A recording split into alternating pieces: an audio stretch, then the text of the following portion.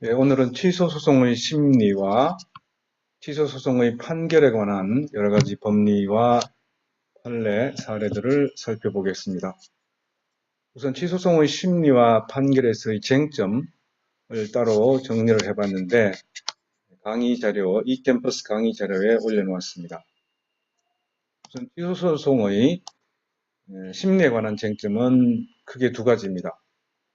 첫째는 당사자가 주장하지 않아도 기록상 현출되어 있는 사항에 대하여 법원이 새로운 처분 사유로 인정할 수 있는가? 두 번째는 처분의 적법성을 주장하는 행정청의 적법 사유에 대한 증명 책임의 정도는 어디까지인가? 이 두 가지가 중요한 쟁점이 되겠습니다.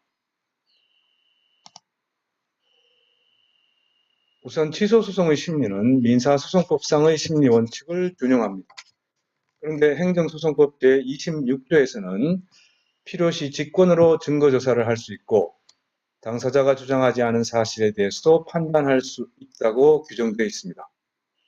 이 필요시 직권 증거 조사와 당사자의 주장하지 않은 사실에 대한 판단에 관한 이론에 관해서는 기록에 현출된 사실에 관하여 직권 증거 조사 판단이 가능하다는 변론주의 보충설과 기록에 현출된 사실 여부와 관계없이 재판부가 직권 탐지에 의해서 증거조사와 주장 사실을 정리할 수 있다는 직권 탐지주의설이 대립되고 있습니다. 그런데 판례는 행정소송에서 연유하는 당사주의 그리고 변론주의의 일부 예외 규정일 뿐이며 행정소송법 제26조가 법원이 아무런 제한 없이 당사자가 주장하지 않은 사실을 판단할 수 있다는 것이 아니고 기록상 현출되어 있는 사항에 관해서만 판단한다는 뜻입니다.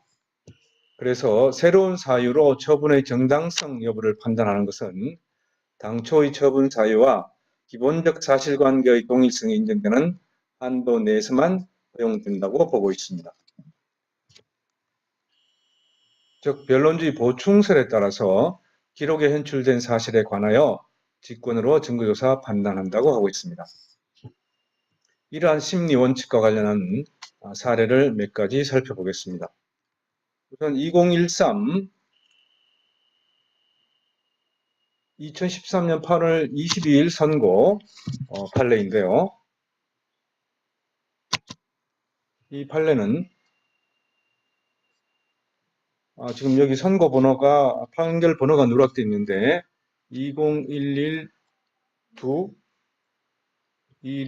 2011-26589입니다. 이 사례에 관해서도 따로 정리를 해둘 수 있습니다. 강의 자료에 올려놓았습니다. 그래서 같이 보겠습니다. 이것은 국가유공자 비해당 결정 처분의 취소 청구 소송입니다. 이 사례는 우선 국가유공자의 적용 대상 부분의 규정을 보면은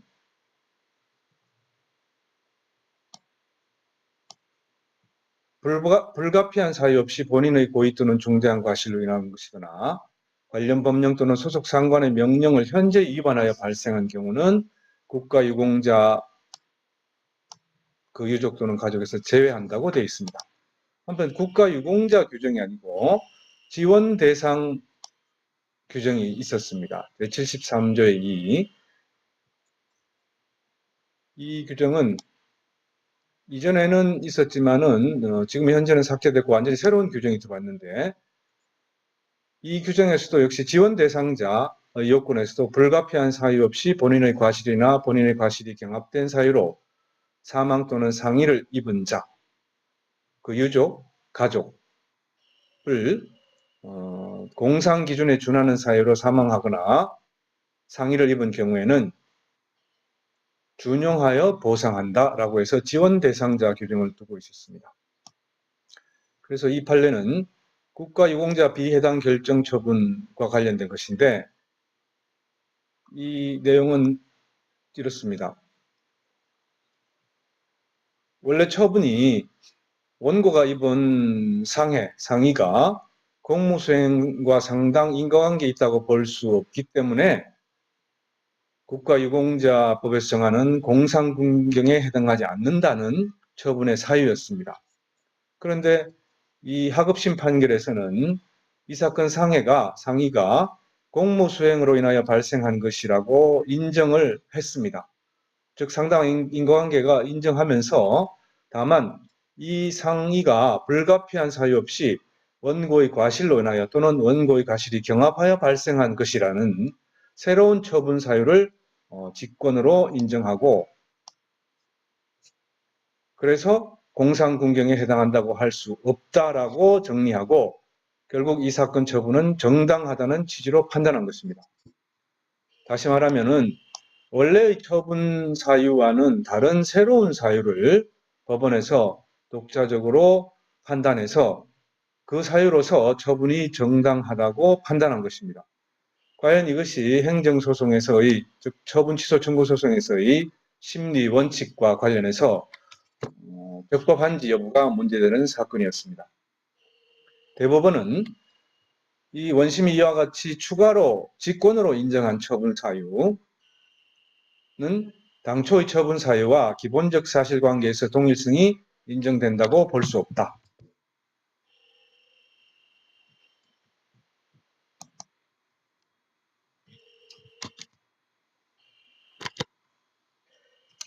따라서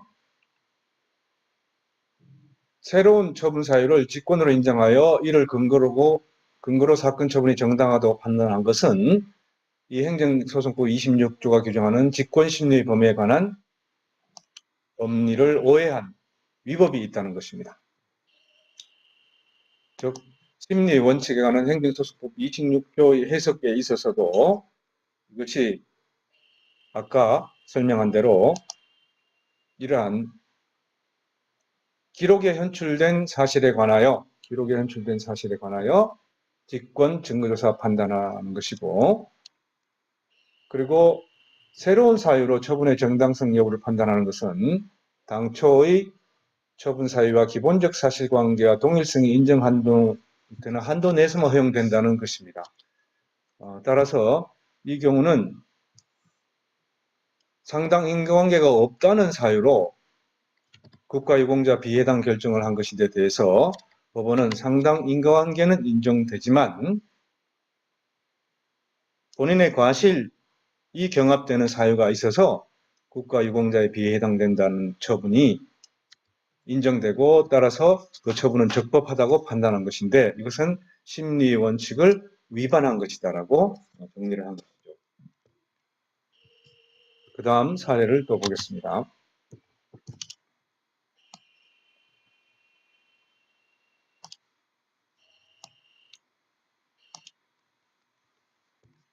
두 번째 사유도 지원 공상 공경 요건 해당 결정 통지 취소입니다.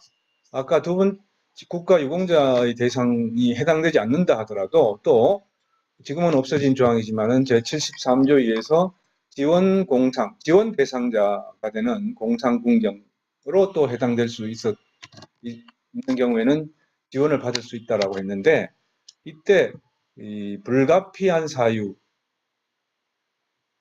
인정되면은 본인의 과실은 물론이고 본인의 고의 중과실이 개입된 경우에도 국가유공자로 인정될 수 있기 때문에 불가피한 사유 없이 본인의 과실이나 본인의 과실이 경합된 사유로 사망 또는 상해를 입은 것은 재해 또는 상해 발생 가능성이 있음에도 원인된 행위로 나아갈 수밖에 없는 객관적 사정 없이 본인의 부주의로 재해가 발생하거나 그로 인한 상해가 확대된 경우를 의미하고, 이에 관한 증명 책임은 처분청에 있다라고 보고 있습니다. 그 다음 사례는 여객 자동차 운송 사업 계획 변경 인가 처분 취소 청구입니다. 이 사례에서는 행정소송법 제26조의 심리의 원칙과 관련해서 법원은 기록상 자료가 나타나 있다면 당사자가 주장하지 않았더라도 판단할 수 있고,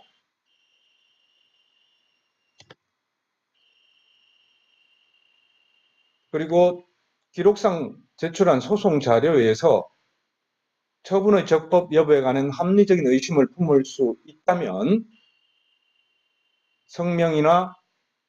성명을 구하거나 혹은 직권으로 심리 판단해야 되는데 그렇지 않고 구체적 사실에 관한 주장이 없었다는 이유만으로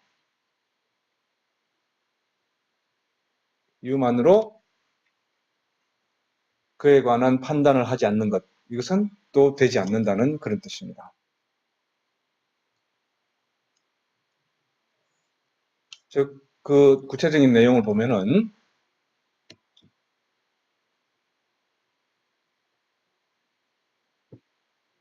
처분 권한이 없이 시외버스 운송사업 계획 변경 인가 처분을 한 것이다. 그래서 위법하다고 주장하면서 관련된 판결문을 제출했는데 주장을 하지 않았다. 구체적인 주장을 하지 않았다. 그래서 주장이 없다는 이유로 원심법원이 원고가 주장한 관련 법령이 규정한 고속형 시외버스 운송사업에 해당하는 여부와 피고에게 처분 권한이 존재하는지 여부를 중심으로 위법성에 대해서 필요한 심리를 해야 되는데 그러한 심리를 하지 않은 것은 행정소송법 26조가 정한 것, 그리고 관련된 민사소송법 공격방어방법의 실기한 공격방어방법의 각하를 잘못 적용한 것으로서 위법하다라고 판시한 것입니다.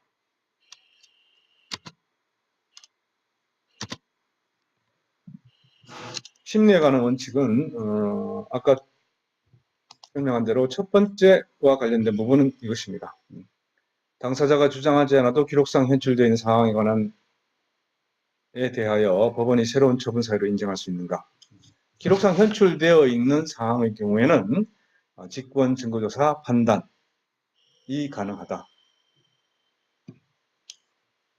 다만 이것도 기본적 사실관계와 동일성이 인정되는 한도 내에서만 가능하다. 이렇게 정리할 수 있겠습니다. 그다음 일반적으로 행정소송의 심리에서는 행정심판 기록 제출을 명할 수 있습니다. 그 다음 두 번째로 이 처분 취소 소송과 관련해서 처분의 위법성 혹은 처분의 적법성에 대한 입증 책임은 누구에게 있는가에 관련된 문제입니다. 이 쟁점은 이렇게 정리될 수 있습니다. 처분의 적법성을 주장하는 행정청의 적법사유에 대한 증명 책임의 정도는 어디까지인가? 적법성을 주장하는 행정청의 적법사유에 대한 증명 책임의 정도. 우선 판례는 기본적으로 입증 책임에 대해서 입증 책임 분배설에 따라서, 즉 법률 요건 분배설에 따라서 권한 행사 규정의 경우는 권한 행사 주장자가, 권한 불행사 규정의 경우에는 권한 불행사가 주장하는 자가 입증 책임이 있다고 하고 있습니다. 한편 증명의 정도에서 판례는 이렇게 설명을 하고 있습니다. 기본적으로 증명 책임은 민사소송법이 준용된 것이고 따라서 그 민사소송법 일반 원칙에 따라 처분의 적법성을 주장하는 피고에게 적법사에 대한 증명 책임이 있다. 그런데 처분의 적법성이 합리적으로 수긍할 수 있는 일용의 증명이 있는 경우에 처분의 적법성을 합리적으로 수긍할 수 있는 일용의 증명이 있는 경우에는 그 처분은 일단 정당하다고 보고 이와 상반되는 주장과 증명은 그 상대방인 원고에게 책임이 돌아간다라고 정리하고 있습니다. 그래서 이 시정명령 취소와 관련해서 적법성이 이런 증명된 것으로 보아서 원고가 제출한 증거들만으로는 이 적법성을 번복시키는 상반되는 주장과 증명의 정도가 미달된다. 즉 뒤집기에 부족하다. 그래서 이것은 원심의 판단이 적법하다라는 인정을 한 것입니다. 즉 처분의 적법성이 합리적으로 수긍할 수 있는 일용의 증명이 있는 경우에는 그 처분은 정당하고, 상반되는 주장과 증명은 상대방인 원고에게 책임이 있다라고 판시한 것입니다. 다음 페이지를 보겠습니다.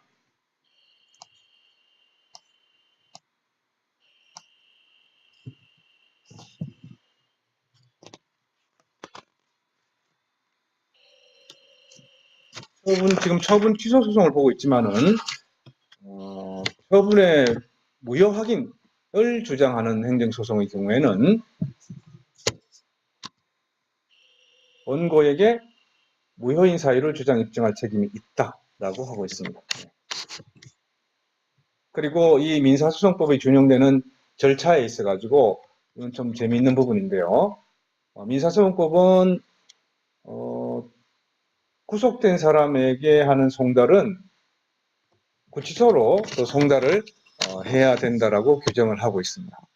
그런데 국세기본법은 납세고지서의 송달은 주소, 거소, 영업소 또는 사무소로 하면 되고, 또 송달받을 사람을 만나지 못할 때는 그 사용인 기타 종업원 또는 동거인으로서 사리를 판별할 수 있는 사람에게 송달하면 된다고 돼 있고, 구속된 사람에게 하는 송달에 관한 규정이 없습니다. 그래서 이런 경우라면은 민사소송법에 관한 이 구속된 사람에게 하는 송달의 규정을 준용할 수 없다라고 하는 것입니다. 절차와 관련된 좀 재미있는 그런 규정으로 볼 수 있겠죠.